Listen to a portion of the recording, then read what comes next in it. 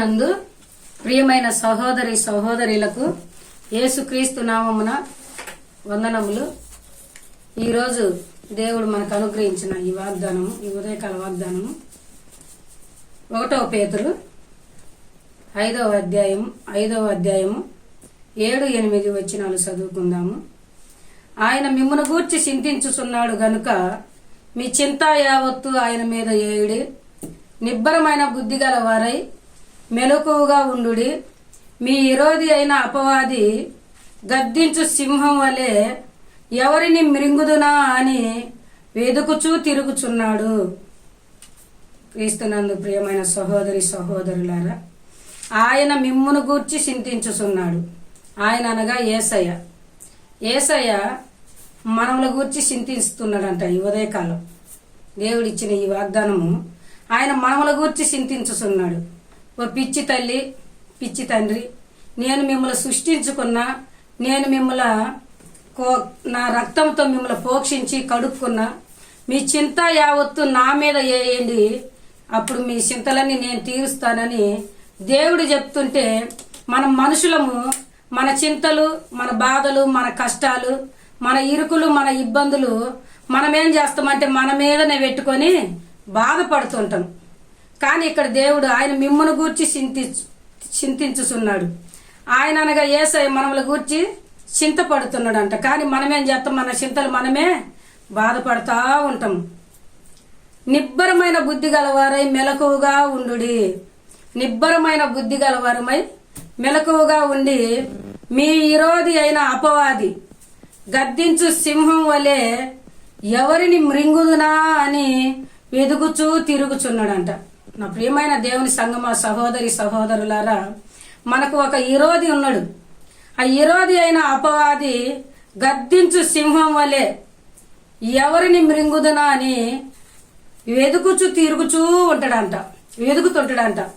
ఏ కుటుంబంలో పోదామా, ఎవరి ఆత్మీయ జీవితాన్ని మనము పాడు చేద్దామా, ఎవరి ఆత్మీయ జీవితాన్ని మనం పతనం చేద్దామా, ఎవరిని ఆత్మీయతలో ఎదగకుండా చేద్దామా, ఎవరి సంసారాలు కూలగొడదామా, ఎవరి సంసారాలకు నిప్పు పెడదామా అని అపవాది ఆత్మీయతలో ఎదుగుదల లేకుండా దేవుళ్ళు మనము ప్రార్థనలో, పాటల్లో, వాక్యములో మనం ఎడతెగని జీవితంలో ఉన్నప్పుడు అపవాది అంతా ఎవరిని చెడగొట్టాలన్నా, ఎవరిని పడగొట్టాలన్నా, ఎవరి సంసారాలు పతనం చేయాలని గద్దించు సింహం వలె తిరుగుతా ఉంటాడంట. ఎవరిని మృంగుదునా, ఎవరి సంసారాలు కూలగొడుదునా, ఎవరి ఆత్మీయ పతన, ఎవరి ఆత్మీయతలో లేకుండా వారి ఆత్మీయతలో నుండి వారిని పతనం చేద్దామని తిరుగుతా ఉంటాడంట. కానీ అందుకు దేవుడు ఏమంటుండు? నిబ్బరమైన బుద్ధి గలవారై మెలకుగా ఉండుడి అంటుండు. అప్పుడు మనం ఏం చేయాలా? సాతానుకు మనము వాడు గద్దించు సింహం వల్లే వచ్చినా గాని మనము ప్రార్థన చేయాలి. నిబ్బరమైన మనసు కలిగిన ఆ దేవుడు నాకున్నాడు, నాకు ఏమి కాదు, నా కష్టాలు వచ్చినా, చింతలు వచ్చినా, బాధలు వచ్చినా నా వెనక తీర్చేవాడు నా యేసయ్య ఉన్నాడని మనము నిబ్బరమైన మనసు కలిగి ధైర్యం తెచ్చుకొని మనం ఏం చేయాలి? మెలకువగా ఉండి ప్రార్థన చేయాలి. కానీ మనం మనుషులం ఏం చేస్తాం? సందకాడ వండుకుంటే తెల్లవారేదాకా గురకలు పెట్టుకుంటూ నిద్రపోతుంటాం. కానీ అపవాది నోట్లో పడకుండా, అపవాది చేతులు మనం చిక్కకుండా ఉండాలంటే మనం ఏం చేయాలంటే మెలకువగా ఉండి ప్రార్థన చేయాల. నా ప్రియమైన సహోదరి సహోదరులారా, ఈ ఉదయకాలము దేవుడు మీ చింత యావత్తు నా మీద ఏయిడి అంటుండు. మన చింతలు మన మీద వేసుకొని అమ్మో రేపు ఏమైద్దని మనము చింతపడకుండా, బాధపడకుండా, మనము ఏ సమస్య అయినా సరే అది యేసయ్యకు అసాధ్యమైనది ఏమి కాదు. ఆయన అన్ని సాధ్యమే. ఆయన అన్ని సమస్యలు తీర్చగలిగిన శక్తిమంతుని మనం దేవుని చేతిలో ఉంచుకొని మన చింతలను బట్టి మనమే కృంగిపోతుంటాం, మన చింతలు బట్టి మనమే నశించిపోతుంటాం.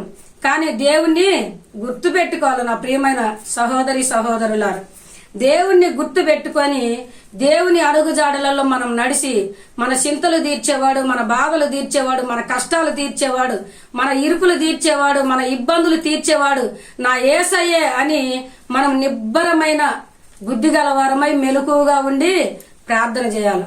మనం ఎంత ప్రార్థన చేస్తే అప్పుడు అపవాది అయిన సాతాను వాడు గర్జించు సింహం వలె వచ్చినా గాని మన దేవుని మనం ఎప్పుడైతే మెలకువగా ఉండి నిబ్బరమైన మనసు కలిగి మనం ధైర్యంతో ప్రార్థన చేస్తామో అపవాది ఏం చేస్తాడండి? పరారై మన దగ్గర నుంచి పారిపోతాడు. మనం ఎప్పుడైతే నిద్రమత్తులమై నిద్రపోతామో అప్పుడు వాడు ఏం చేస్తాడు? మన ఆత్మీయ జీవితాన్ని నాశనం చేయని చూస్తాడు, మన ఆత్మీయ జీవితాన్ని పడగొట్టని చూస్తాడు. భార్యాభర్తలకే కలహాలు, చిచ్చులు, ఇంట్లోనే అత్త మామకు, తోడికోడలకు, ఆడబిడ్డలకు, అన్న చెల్లెలకు, అక్క చెల్లెలకు, అన్నదమ్ములకు వాళ్ళకే చిచ్చులు పెట్టి మనశ్శాంతి లేకుండా గొడవలు పెట్టాలని చూస్తాడు నా ప్రియమైన దేవుని సంగమ. చూస్తాడు కాబట్టి మనం అపవాదికి తావు ఇవ్వకూడదు. మనం మెలకువ కలిగి పట్టుదలతో ప్రార్థన చేయాలి. నిబ్బరమైన మనసు కలిగి నా దేవుడు నాకున్నాడు, నాకు ఏ బాధ లేదు, ఏ చింత లేదు, ఏ కష్టాలు లేవు, ఏ ఇబ్బంది లేదు అని మనం ఎన్ని వచ్చినా సరే మనం ఆ కష్టాలను తలుసుకుంటూ పదే పదే కుంగిపోకుండా మనం దేవునికి ఒప్పజెప్పాలి. నీ చింత యావత్తు ఈ సమస్య అయినా కానీ ఆయన మీద వేస్తే ఆయన ఈ ఉదయకాలంలో నీ కష్టాలు, నీ చింతలు, నీ బాధలు నా మీద ఏ బిడ్డ, నేను నీ చింతలు తీర్చడానికి నేను రెడీగా ఉన్నా, నీ కష్టాలు తీర్చడానికి నేను రెడీగా ఉన్నా, నీ అప్పులు, నీ సమస్యలు, నీ బాధలు అయినా సరే నా మీద ఏ బిడ్డ అని ఆయన ఉదయకాలము ఎదురు చూస్తున్నా నా ప్రియమైన దేవుని బిడ్డారా. కనుక మీ చింతలు, మీ బాధలు దేవునికి నిబ్బరమైన మనసు కలిగి ధైర్యంతో మీరేం చేయాలంటే ప్రార్థన చేయాలి. మెలకువగా ఉండి ప్రార్థన చేయాల. అపవాది భార్యాభర్తలకు తగాదలు పెడతాడు. ఈ గొడవ వచ్చేది ఈ సాతానుదే. ఈ గొడవ ఎందుకు వస్తుందని మనము గమనిస్తుండాలి. కుటుంబంలో గొడవలు, తగాదలు అప్పుడప్పుడు చిన్న చిక్కులు వస్తుంటాయి. అవన్నీ మనం ఏం చేయాలంటే గమనించాలి. ఇది అపవాది పని. మనం ప్రార్థన తక్కువ అయినందుకే మనకి ఇలా దేవుడు ఇలాంటి సమస్యలు ఈ సాతాను పెడుతుంది. చిన్న సమస్యలు, చిక్కులని మనము గుర్తెరగాల.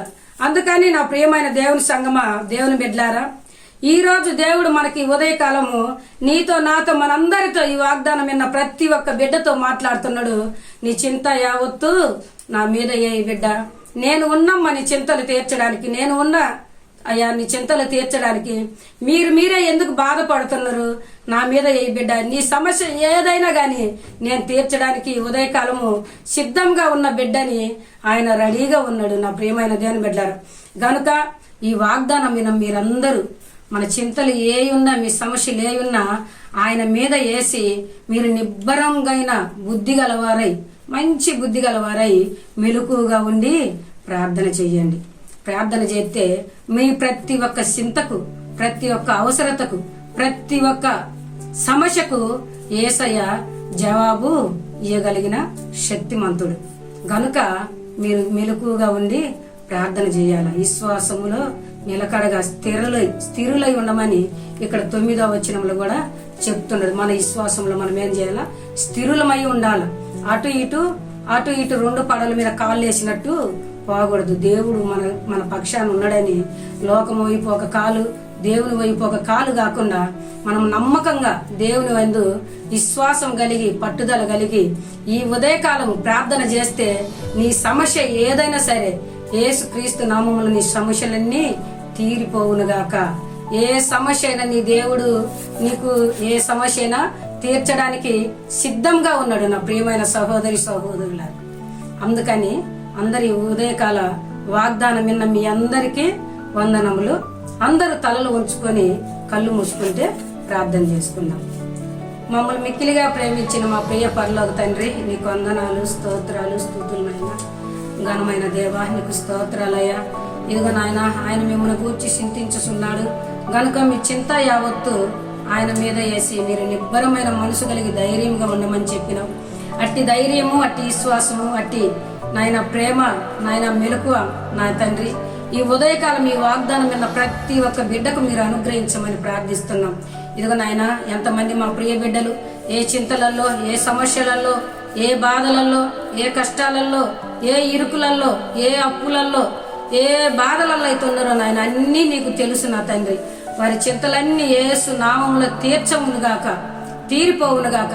వారి బాధలన్నీ తీరిపోవునుగాక, వారి కష్టాలన్నీ తీరిపోవునుగాక, వారి అప్పులన్నీ తీరిపోవునుగాక.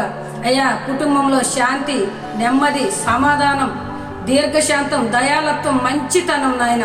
భార్యాభర్తల మధ్య ఐక్యత, కుటుంబంలో అత్తమామల మధ్య ఐక్యత, తోడికోడల మధ్య ఐక్యత తండ్రి, అన్ని నాయన సమృద్ధిగా నాయన వాళ్ళ చింతలు వాళ్ళ సమస్యలన్నీ నీ మీద వేసి వాళ్ళు మెలకుగా ఉండి నాయన నిన్ను ప్రార్థించే బిడ్డలుగా వాడుకోమని ఈ ఉదయకాల వాగ్దానం విన్న ప్రతి ఒక్క బిడ్డను నాయన పేరు పేరు వరుసన దీవించి ఆశీర్వదించమని యేసయ్య ఈ వాగ్దానం విన్న ప్రతి ఒక్క బిడ్డను దీవించి వారి కుటుంబంలో ఏ సమస్యలున్నా యేసు నామములో తీర్చును గాక అని ప్రార్థిస్తూ యేసయ్య పరిశుద్ధ నీ నామములో అడిగి ప్రార్థిస్తున్నాం తండ్రి.